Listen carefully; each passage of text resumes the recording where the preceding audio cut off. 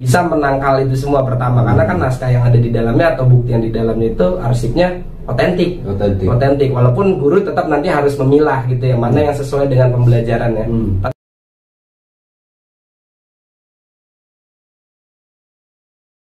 Selamat pagi sahabat Sejaka dimanapun berada. Pagi hari ini hari Jumat tanggal 13 Oktober 2023, saya kedatangan tamu yang sangat spesial ini. Ya, tamu sangat spesial yaitu para pengurus Asosiasi Guru Sejarah Indonesia di wilayah DKI. Nah, ini ceritanya, saya cerita dikit. Kenapa para guru-guru ini bisa hadir di SIKN, di Simpul Jaringan? Apakah mau menjadi anggota Simpul? Nah, gini ceritanya. Waktu di bulan September kemarin kami melaksanakan sosialisasi SIKN-JKN versi yang terbaru ke publik. Salah satu pesertanya yang kami undang adalah dari Asosiasi Guru Sejarah yang ada di wilayah DKI. Nah, dari hasil pertemuan itu, para guru-guru selaku peserta waktu acara sosialisasi merasakan ini ada ada informasi baru tentang JKN.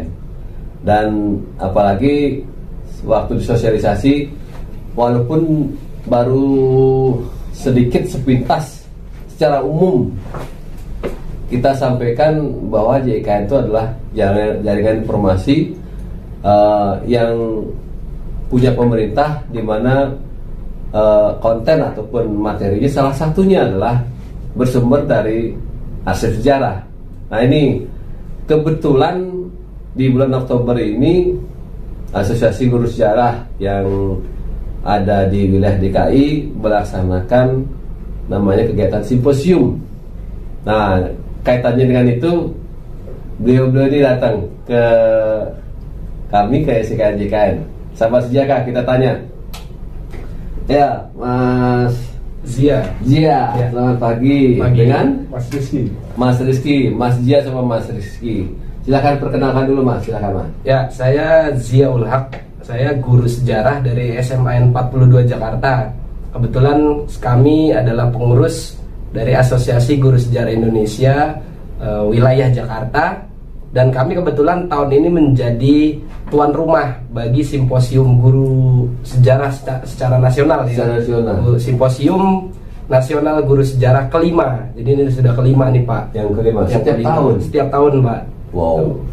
Nah, kebetulan kami jadi tuan rumah sekarang, dan saya ditemani oleh Pak Rizky, Pak Rizky selaku sekretaris dari Asosiasi Guru Sejarah Indonesia Jakarta, gitu. Ya.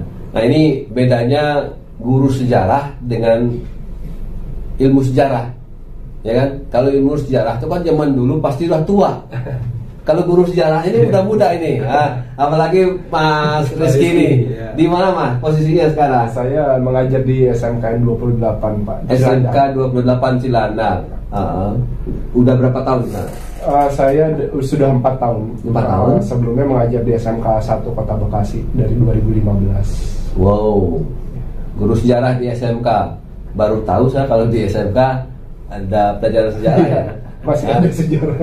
Masih ada karena luar biasa. Dan salah satu perjuangan kami yaitu salah satunya adalah memastikan seluruh level pendidikan di SMA, SMK, MA tetap ada sejarah, Pak.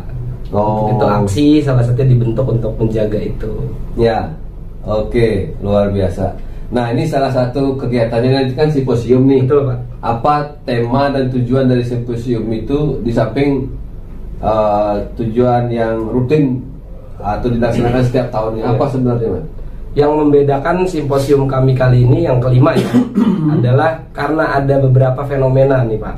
Yang pertama, penerapan kurikulum baru. Mungkin teman-teman sudah tahu nama kurikulum yang kita sekarang jalankan ya, kurikulum Merdeka namanya. Nah, kurikulum Merdeka ini ada beberapa penyesuaian dari kurikulum sebelumnya. ya ada beberapa kegiatan yang dulu kurikulum 2013 itu tidak ada, seperti penerapan profil pelajar Pancasila, kemudian pelajaran sejarahnya juga berubah jamnya, beberapa materi bahkan memang tidak ada ya di dalam sejarah peminatan.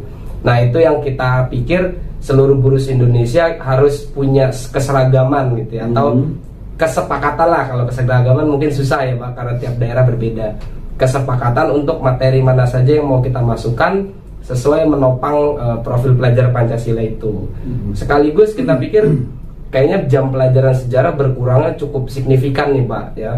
Jadi berubah, pernah juga jam pelajaran sejarah dulu saya SMA 1 jam 1 minggu hanya 45 menit di SMA. Dulu waktu saya SMA tuh 4 jam loh seminggu. 4 jam.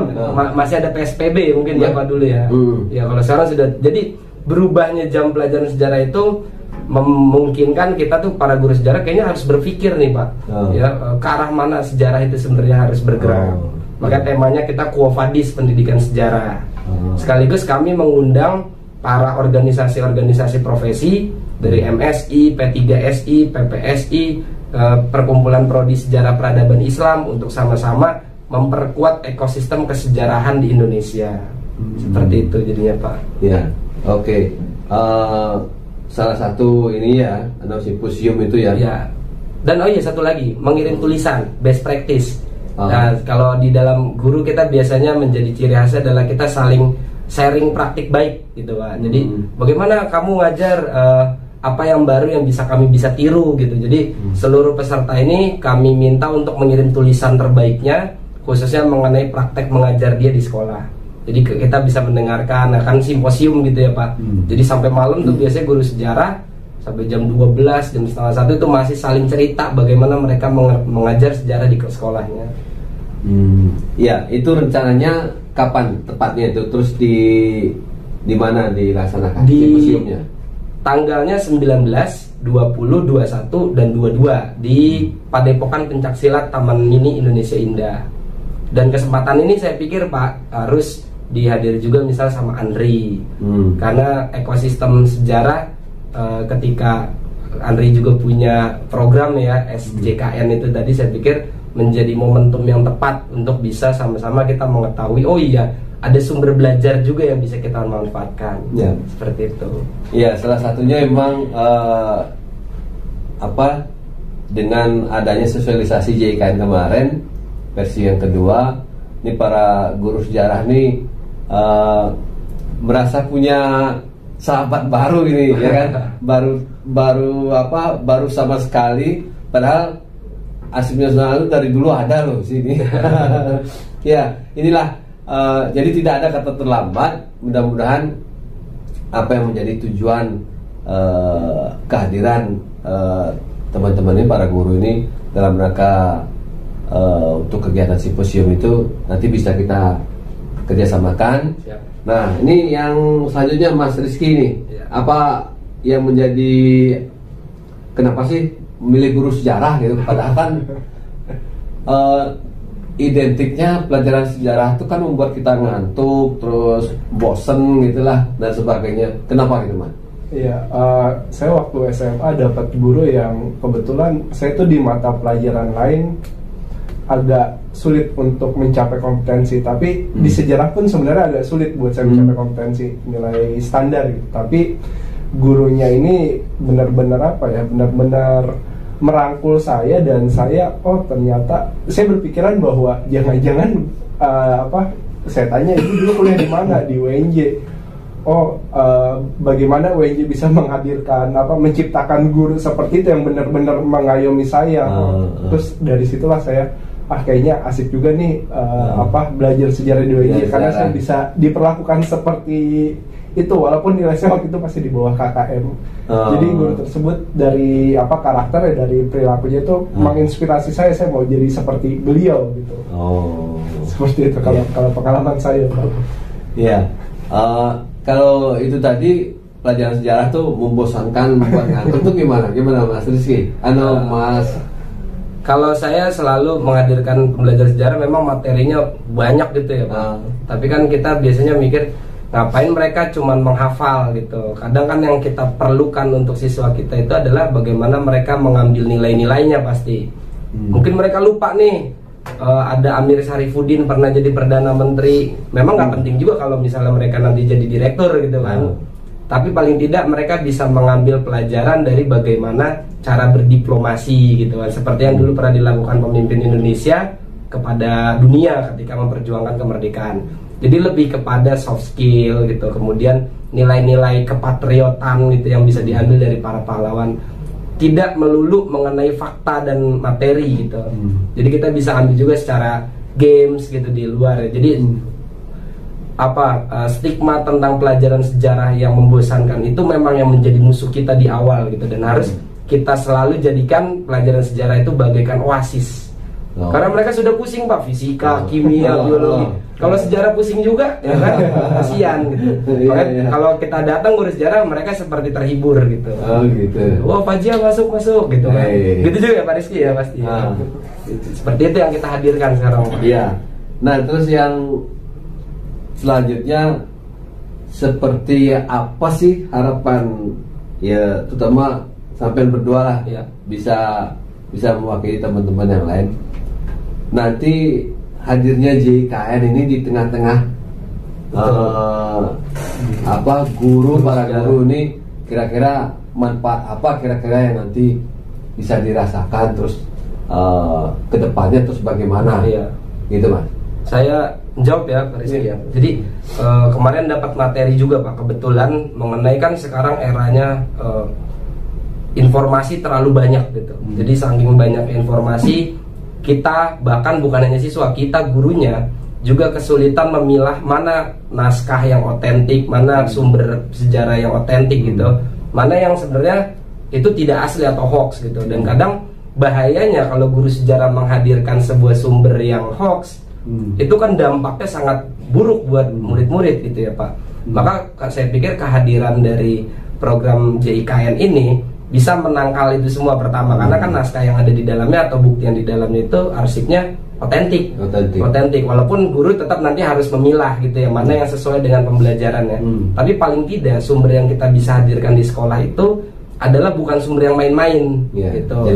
Jelas, betul. Dan kalau misalnya kita mau jadikan itu sebagai media pembelajaran, misalnya oke, kita coba susun sejarah pakai sumber sejarah asli satu ya, mudah gitu dengan adanya JIKN ini. Tinggal buka di web, belajar untuk mengajukan ke instansinya gitu kan. Kemudian bisa di ACC atau tidak, itu tergantung ya dari pengajuannya. Jadi saya pikir ini sangat berguna untuk mengajar di kelas gitu, khususnya mengenai era yang sekarang, bahasa kerennya VUCA gitu ya, volatility, uncertainty, complexity, ambiguity gitu. Jadi otentitas itu yang menjadi hal yang harus kita pegang gitu Pak. Ya. Seperti itu. Ya mudah-mudahan menjawab atau menghibur atau menggeser istilah tadi membosankan itu, karena JIKN ini hadir dengan era digital ya kan. Betul. Bisa lebih diterima oleh anak-anak kita, siswa kita, dan terutama lagi gurunya, sehingga diharapkan bisa membangkitkan minat, niat untuk belajar sejarah, dan yang paling penting yaitu bisa merubah atau mempelajari tentang apa kepatriotan tadi, apa tentang nilai-nilai kesejarahan dan seterusnya. Tidak melulu tentang game, tentang apa gitu kan. Ya, meskipun era sekarang era digital, tapi tetap sebagai bangsa yang besar, sebagai generasi muda bangsa yang besar, harus tetap menghargai dan menghormati sejarah dan tokoh-tokoh yang ada di dalamnya. Ya, demikian sahabat Sejaka. Terima kasih Mas Rian, Mas Rizky. Ya, mudah-mudahan bisa jumpa lagi. Dan salam sehat buat kita semua. Sampai jumpa di video berikutnya. Terima kasih.